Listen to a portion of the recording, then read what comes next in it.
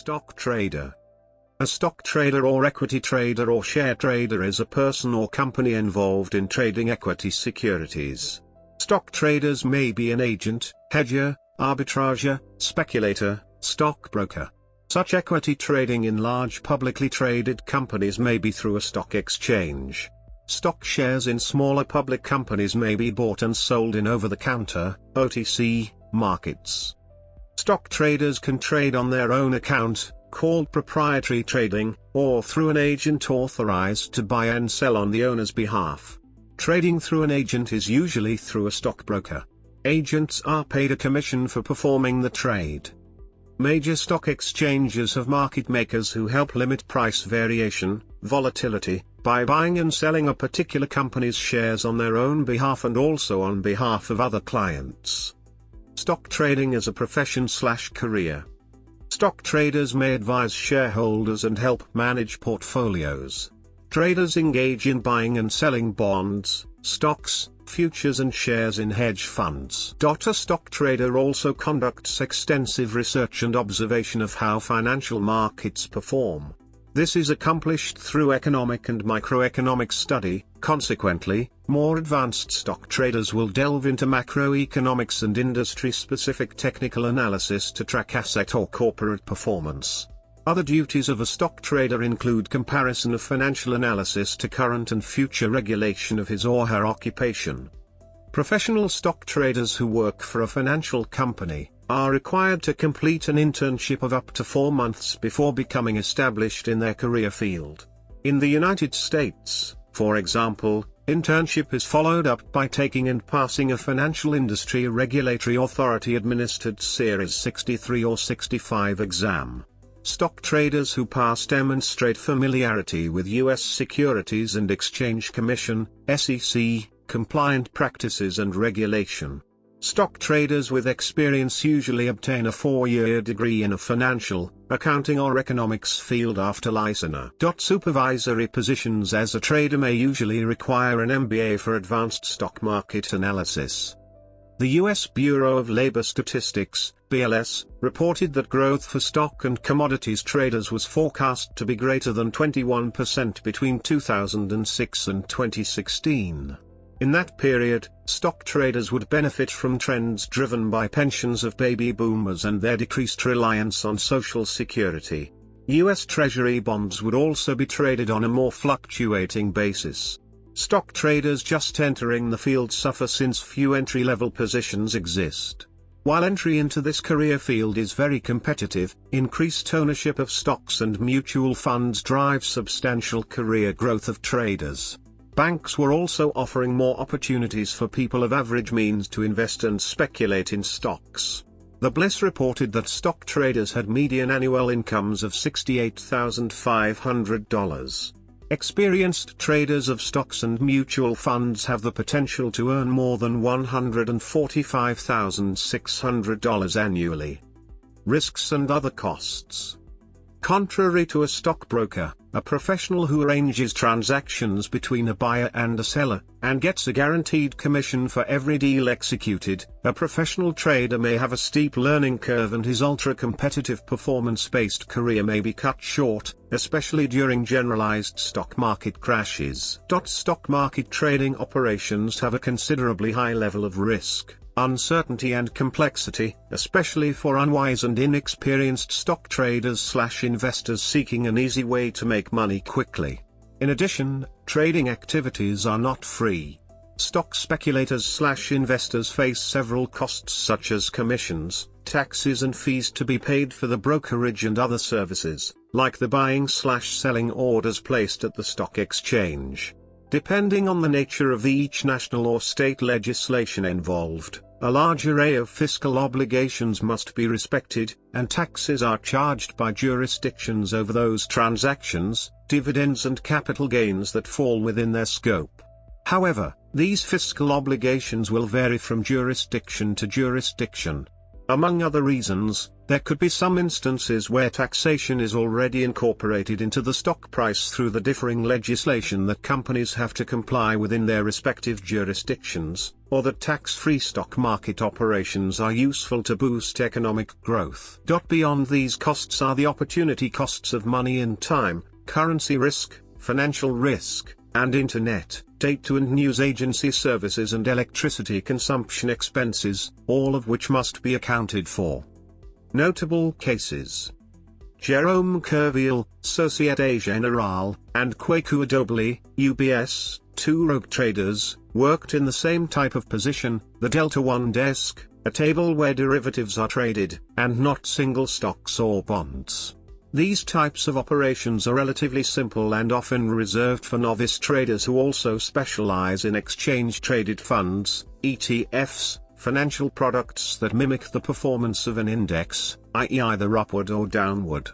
As they are easy to use, they facilitate portfolio diversification through the acquisition of contracts backed by a stock index or industry, for example commodities. The two traders were very familiar to control procedures. They worked in the back office, the administrative body of the bank that controls the regularity of operations, before moving to trading. According to the report of the Inspector General of Société Générale, in 2005 and 2006 Kerviel led by taking 100 to 150 million euro positions on the shares of Solar World AG listed in Germany. Moreover, the unauthorized trading of Kwaku Adobli, similar to Kerviel, did not date back a long way. Adobli had executed operations since October 2008, his failure and subsequent arrest occurred in 2011. Methodology: stock speculators and investors usually need a stockbroker such as a bank or a brokerage firm to access the stock market. Since the advent of internet banking, an internet connection is commonly used to manage positions. Using the internet, specialized software, and a personal computer, stock speculators/investors make use of technical and fundamental analysis to help them in making decisions. They may use several information resources, some of which are strictly technical. Using the pivot points calculated from a previous day's trading, they attempt to predict the buy and sell points of the current day's trading session. These points give a cue to speculators as to where prices will head for the day, prompting each speculator where to enter his trade and where to exit. An added tool for the stock picker is the use of stock screens. Stock screens allow the user to input specific parameters, based on technical and/or fundamental conditions, that he or she deems desirable. Primary benefit associated with stock screens is its ability to return a small group of stocks for further analysis, among tens of thousands, that fit the requirements requested. There is criticism on the validity of using these technical indicators in analysis, and many professional stock speculators do not use them. Many full-time stock speculators and stock investors, as well as most other people in finance, traditionally have a formal education and training in fields such as economics, finance, mathematics and computer science, which may be particularly relevant to this occupation, since stock trading is not an exact science. Stock prices have in general a random or chaotic behavior and there is no proven technique for trading stocks profitably. The degree of knowledge in those fields is ultimately neglectable. Stock picking. The efficient market hypothesis. Although many companies offer courses in stock picking, and numerous experts report success through technical analysis and fundamental analysis, many economists and academics state that because of the efficient market hypothesis, EMH, it is unlikely that any amount of analysis can help an investor make any gains above the stock market itself. In the distribution of investors, many academics believe that the richest are simply outliers in such a distribution, i.e. in a game of chance, they have flipped heads 20 times in a row. When money is put into the stock market, it is done with the aim of generating a return on the capital invested. Many investors try not only to make a profitable return, but also to outperform, or beat, the market. However, Market efficiency, championed in the EMH formulated by Eugene Fama in 1970, suggests that at any given time, prices fully reflect all available information on a particular stock and/or market.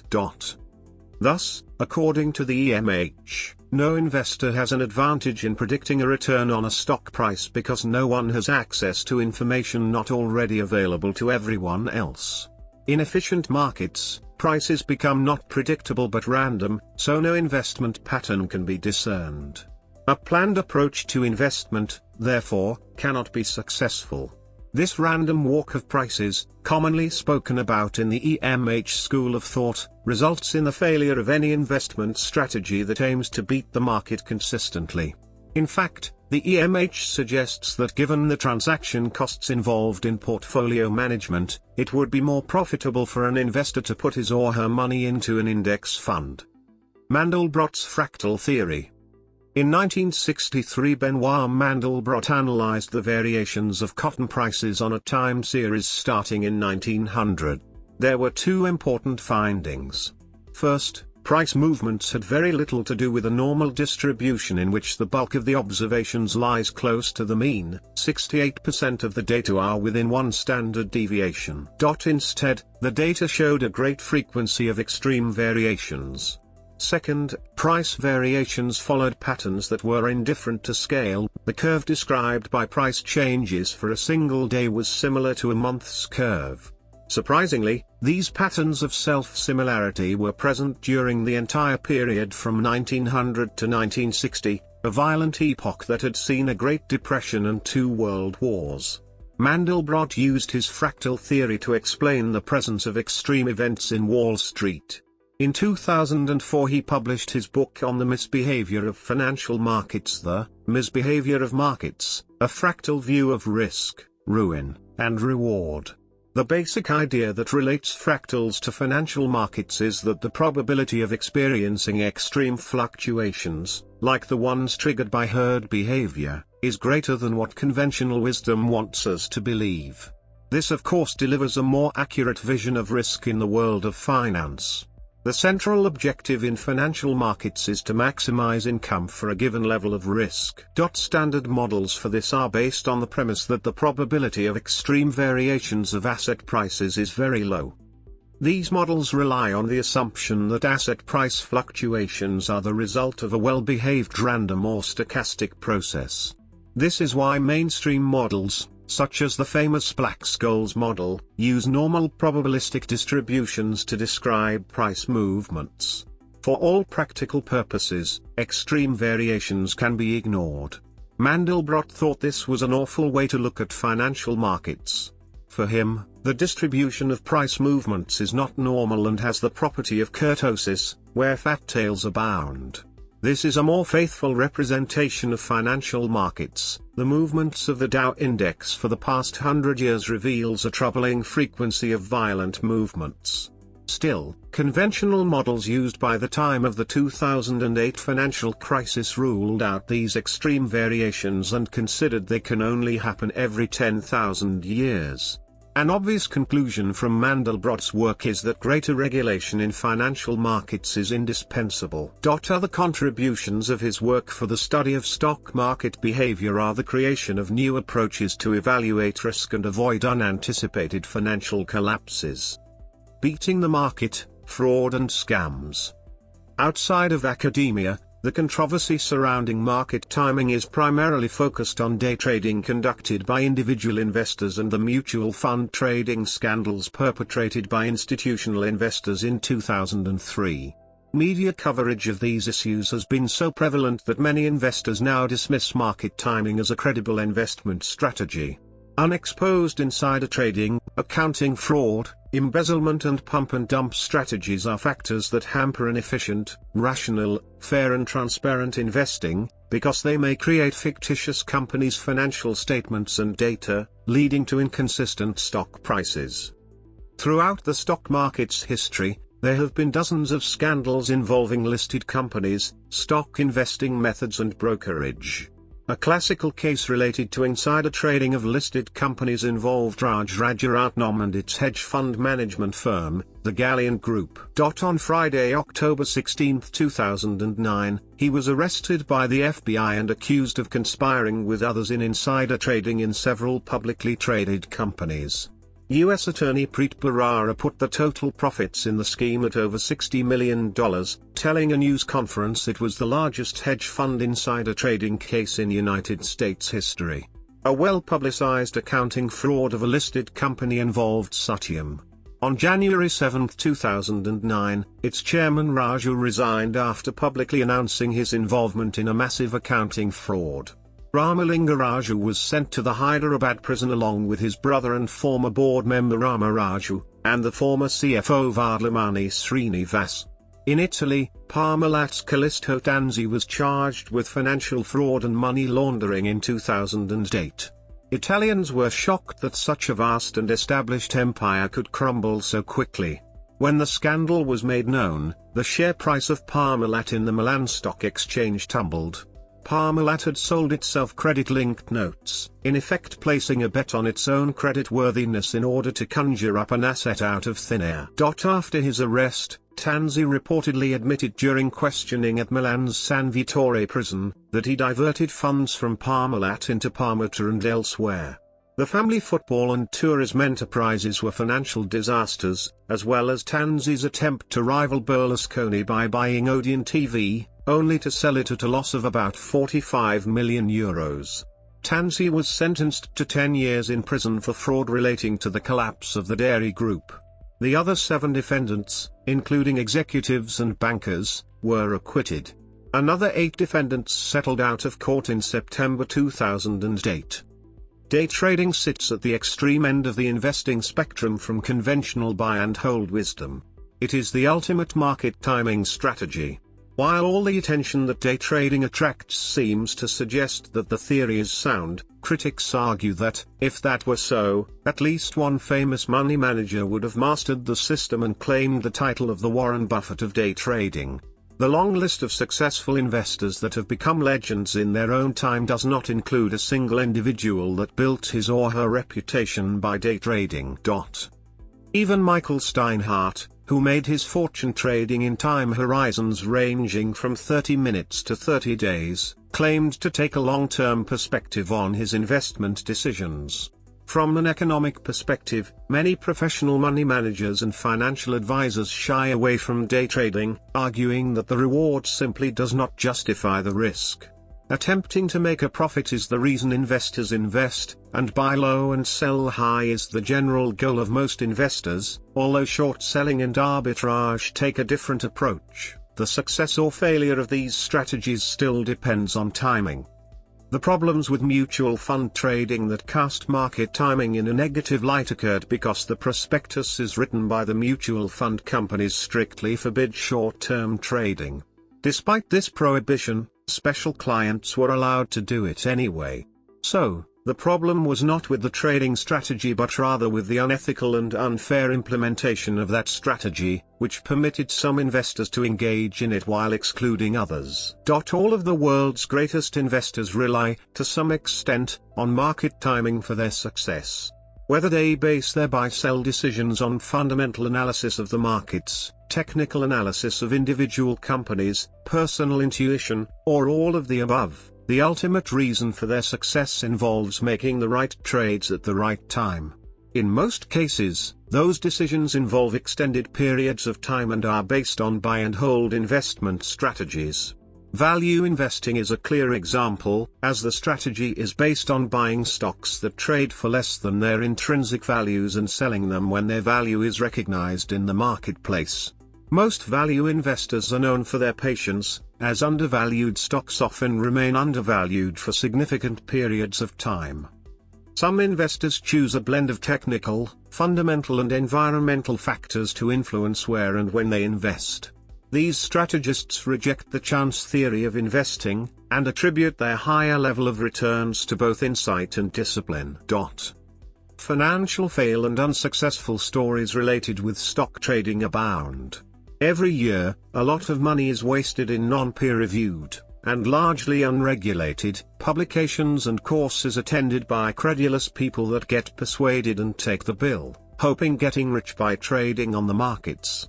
This allow widespread promotion of inaccurate and unproven trading methods for stocks, bonds, commodities, or forex, while generating sizable revenues for unscrupulous authors, advisors and self-titled trading gurus. Most active money managers produce worse returns than an index, such as the S&P 500. Speculation in stocks is a risky and complex undertaking because the direction of the markets are considered generally unpredictable and lack transparency. Also, financial regulators are sometimes unable to adequately detect, prevent and remediate irregularities committed by malicious listed companies or other financial market participants. In addition, the financial markets are subject to speculation. This does not invalidate the well-documented true and genuine stories of large successes and consistent profitability of many individual stock investors and stock investing organizations in history. Psychology. Trading psychology is the study of human mindset and how it functions in terms of identity, beliefs and behaviors while actively trading regulated and non-regulated assets. This area of psychology can reveal core human inclinations because trading requires a different mindset for success than our more primitive brain has developed and a mindset that is successful in most other endeavors. This area of study clarifies the mental and emotional aspects that will dictate a trader's decision and is an important factor in determining his success or failure in the trading process. Certain emotions like greed, fear and regret play important roles in the trading process. Greed is defined as excessive desire to accumulate more wealth. It can be both beneficial or destructive depending on how a trader utilizes it in different situations. It has positive results in the bull market. The longer a trader stays on the game, the greater wealth he can gather. However, it is destructive when suddenly a bear market strikes in. Fear on the other hand is the exact opposite to greed. It is the one that holds back a trader in taking the steps in the trading process. And like greed, it can be both destructive and useful depending on the situation of the market. Regret is another emotion a trader must take careful consideration. There are many traders who jumped into the trading process because of regret and finally finding themselves losing more money in the process. A sound psychology in trading is a must if one wished to become a successful trader.